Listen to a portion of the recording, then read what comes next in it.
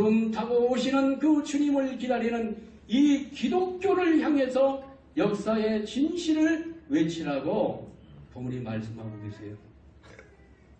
여러분들이 주장하고 있을 때 그래서 내가 독생녀다라고 말했습니다. 어떻게 됐습니까? 미국의 ACLC 그 그룹은 기독교 성직자 목사들의 모임입니다. 거기서 이 진실을 받아들였잖아요. 아, 그렇구나. 이 땅에 구세주 메시아가 독생자로 오셔서 독생녀를 만나가지고 참 부모를 이루시기 위해서 이 땅에 오시는구나. 이것을, 이 진실을 이제 알기 시작했다고 하는 것입니다. 기독교인들에게 이 말씀을 전하라고 하시는 것입니다. 가만히 생각해 봤습니다. 요즘 많이 생각해 봤어요. 이 진실이 어떠한 가치가 있을까? 이것을 놓고 저는 2000년 전 예수님의 십자가 사건을 묵상해 보았습니다.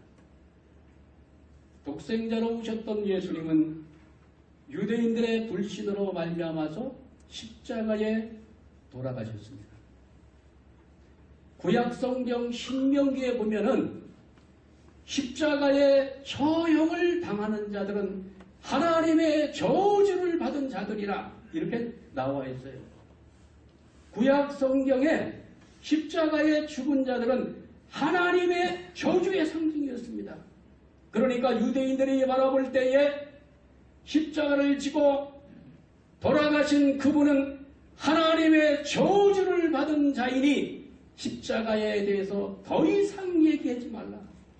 더 이상 얘기하면 마음이 언짢아진다. 이거예요. 십자가에 돌아가신 그분은 하나님의 독생자가 아니라 하나님의 저주를 받은 그러한 저주의 상징인데 더 이상 십자가를 얘기하지 마시오. 이러한 분위기였습니다. 뭐 그분이 메시아라? 메시아가 왔는데 저렇게 십자가에 죽어? 말도 안 되는 소리 하지 마. 분위기가 이런 분위기였던 것입니다. 그런데 예수님이 십자가에 돌아가신 이후에 나타난 사건이 50일 후에 마가의 다락방에 부활하신 예수님의 모습이 나타난 것입니다. 봐라, 저분이 죽지 않았다. 저분이 다시 살아나지 않았느냐. 이렇게 해서 이 십자가에 돌아가신 그 예수가 하나님의 아들이요, 구세주 메시아요, 이것이 기독교인들을 통해 가지고 퍼져나가면서 기독교인들이 만들어지기 시작했던 것입니다. 그건 아시죠? 그러면서 그때에 고민했던 사람이 누구냐면 사도 바울. 이 바울은 철두철미한 율법을 교육받은 유대인 중에 유대인입니다. 저런 망할 놈의 기독교인들, 십자가에 저주를 받은 예수를 믿다니 내가 저놈들을 당장 처단하리라. 그렇게 결심을 하고서 사도 바울은 기독교인들을 잡아다가 옥에 가두는 그러한 일에 앞장을 섰던 사람이 아닙니까? 그런데 그가 예수쟁이들을 잡으러 다메섹으로 가던 길 위에서 도상에서 예수를 만나게 됩니다. 영적으로 부활하신 예수를 만나게 됩니다. 바울아, 바울아, 나는 네가 핍박을 하는 예수다. 이렇게 하면서 예수님, 부활하신 예수님을 사도 바울이 만나게 되었던 것입니다. 그리고 나서 이 바울의 생각이 다 깨져버렸어요. 야, 저게 진실이었나? 예수가 정말 이 땅에 구세주로 오신 것인가? 내가 저분을 저렇게 핍박했는데 내 생각이 잘못된 것인가? 아, 내 생각이 잘못됐구나. 이렇게 깨닫고 나서 회개를 하고 나서 사도 바울은 어디로 갑니까? 곧바로 예수의 제자가 된 것이 아니라 아라비아 사막으로 갑니다.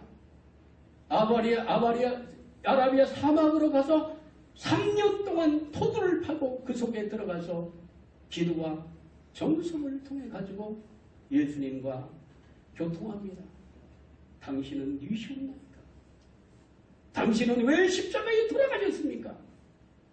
3년 동안 예수와 일문일답을 하면서 기도와 정성의 세월을 3년을 보내게 되는 것입니다. 그리고 나서 정립된 것이 무엇입니까? 바울 신학입니다. 여러분, 바울 신학이 뭔지 아십니까? 기독교는요, 바울 종교예요. 로마서는 이 사도 바울의 그 신학이 적나라하게 펼쳐져 있는 장이 로마서인 것입니다. 사도 바울은 고민을 했습니다. 하나님의 저주의 상징이라고 하는 저 십자가는 무슨 의미가 있는 것일까? 저 십자가를 어떻게 해석을 해야 된단 말인가? 고민이 됐겠습니까? 안 됐겠습니까? 바울은요, 공부를 많이 한 신학자입니다. 그리고 그분은 헬라 사상의 정통한 철학이에요. 철학도입니다. 아주 해박한 지식을 가지고 있었던 분입니다. 그분이 예수를 만나고 나서 예수의 저 십자가를 어떻게 세상 앞에 전할 것인가를 놓고서 3년 동안 고대를 하면서 만들어냈던 그 위대한 신학이 뭡니까? 바울의 사상인데요. 바울의 신학. 이신칭의의 신학. 우리 다 알고 있는 거예요. 믿음으로 구원을 얻는다. 이것이 의미하는 바가 무엇입니까? 예수가 십자가에 돌아가신 것은 그냥 돌아가신 것이 아니라 거기다가 의미를 부여했죠. 타락한 우리를 대신해서 우리의 모든 죄를 짊어지시고 십자가의 제물이 되셨다. 아무 흠없이 이 땅에 오신 구세주 메시아가 피를 흘리신 것은 우리의 죄를 대신 사해주기 위해서, 오늘 우리의 이 죄 많은 인생을 구원해 주시기 위해서 그분은 십자가의 제물이 되신 것이다. 그렇게 하면서 이신칭의의 신학을 정립했는데, 그를 믿음으로써 의로움을 받는다고 하는 이신칭의의 신학이 만들어지게 된 것입니다. 타락한 죄인들이여, 죄 없이 이 땅에 오신 독생자 예수가 우리의 모든 죄를 다 짊어지고 십자가에 돌아가셨으니, 십자가에 돌아가신 그분을 구세주로 믿기만 하면 우리는 구원을 얻는 것입니다. 여러분, 말이 됩니까? 안 됩니까? 말이 되잖아요. 믿기가 너무 쉽잖아요. 그래서 옛날에는 믿음 생활을 하려면요, 구약의 율법이 613개예요. 구약의 율법을 그걸 믿어가지고 구원을 얻으려면 너무너무 힘든 거예요. 율법 생활이 얼마나 힘듭니까? 새벽 기도하는 거 얼마나 힘들어요. 근데 613개의 율법을 지켜야만 구원에 이른다고 하는 이 구약시대의 그러한 구원관과, 아니 예수를 믿기만 하면 구원에 이른다고 하는 이신칭의의 이 신학이 수많은 사람들에게 복음으로 전파가 됐던 것입니다. 아, 그렇구나. 나의 죄를 대신 짊어지고 돌아가신 그 예수를 내가 믿기만 하면 구원을 주시는 하나님의 그 은혜로 나는 구원을 받는다고 하는 이신칭의의 신학이 지금까지 기독교 신학의 주를 이루고 있는 것입니다. 그래서 십자가는 구원의 상징입니다. 만약에 십자가의 이 구원의 상징에 대해서 누군가가 이 십자가의 내용을 달리 해석하게 되면 기독교의 근간이 무너지는 것입니다. 그렇기 때문에 십자가 얘기를 기독교인들에게 잘못하게 되면요, 목숨을 걸고 반대하는 거예요. 왜냐하면 자기의 생명이 그 십자가의 구원을 통해서 이루어졌기 때문에 그거를 거부하는 그 무리들은요, 사탄의 무리들이고 이거는 악마의 무리들이라고 생각하는 것입니다. 어머님께서는 이 신학에 대해서 의문을 제기하고 여기에 역사에 뭘 밝히라고.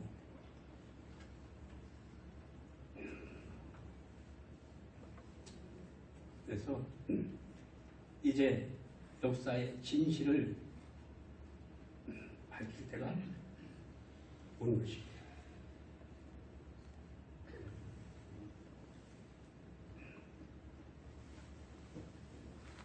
자, 식구 여러분 어떻게 생각하십니까?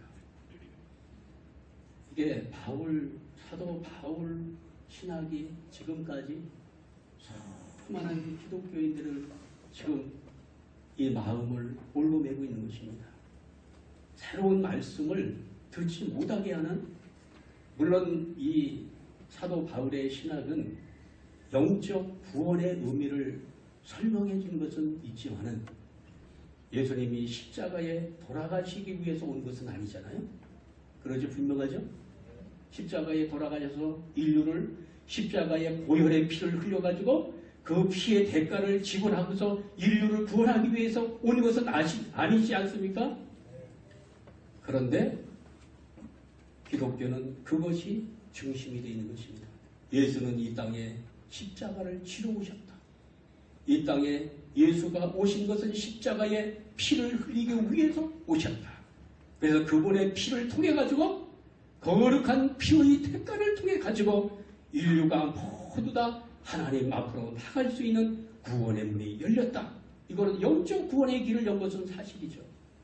그러나 여기에 근본된 하나님 섭리의 본질은 여기에 있지 않는 것입니다. 이것을 어머님께서는 예수가 독생자로 오셔서 독생녀를 만나가지고 어린 양 잔치를 통해서 참부모가 되셔서 참부모를 통해 가지고 인류가 다시 태어나야 된다고 하는 그러한 중생의 귀하고 귀한 섭리를 세계 앞에 선포하고 있는 것입니다. 이제 종교개혁 500주년을 맞이하면서 기독교를 중심한 모든 종교권이 모두 벼랑 위에 서 있습니다. 기독교는 더 이상 십자가 대속의 구원관을 가지고는 더 이상의 인류의 영성을 끌어나갈 수 없는 상황 속에 서 있는 것입니다. 이제 하늘 부모님께서는 새로운 종교, 새로운 종교 개혁이 일어나기를 바라고 있는 것입니다. 그래서 이러한 내용을, 이 역사의 진실을 누가 밝혀야 됩니까? 부모님을 따르고 믿는 오늘 통일가의 우리들이 이 진실을 밝혀야 하는데 밝히지 못하니까 어머님 스스로 내가 독생자다, 이 밝히는 이 원통한 이 사연을 너희들이 아느냐, 이거 물으시는 거잖아요. 그러시는 거예요. 그래서 어머니께서 말씀하시는 이 독생녀의 그 말씀의 관점이 기독교를 향한 메시지라는 사실을 우리가 놓고 본다면 이것은요, 지금 기독교의 큰 종교 개혁에 지금 불씨를 이렇게 만들 수 있는 내용이 된다는 사실을 기억을 해야 될 줄 믿습니다. 그래서 아프리카 대주교들이 참 순수한 신앙인들이 많은 것 같아요. 그분들이 이 말씀을 듣고 나니까 야, 이 지치가 맞구나. 우리가 지금까지 믿고 왔던 그 십자가 대속의 이 구원은 한계가 있는 것이구나. 이것을 깨닫고 나서 이 진실을 알고 나니까 야, 기독교가 독생녀를 맞이해 가지고 이제 인류의 참 부모를 통해 가지고 우리가 다시 거듭나지 않으면 하늘의 아들 딸들이 될 수 없다는 사실을 알고 이제 기독교가 앞장서서 부모님 앞으로 나오는 그러한 역사가 이루어지고 있는 것입니다. 그러니까요, 이제 2018년도를 중심으로 기독교에 엄청 큰 혁명적 바람이 일어나게 될 것을 확신합니다. 확신해.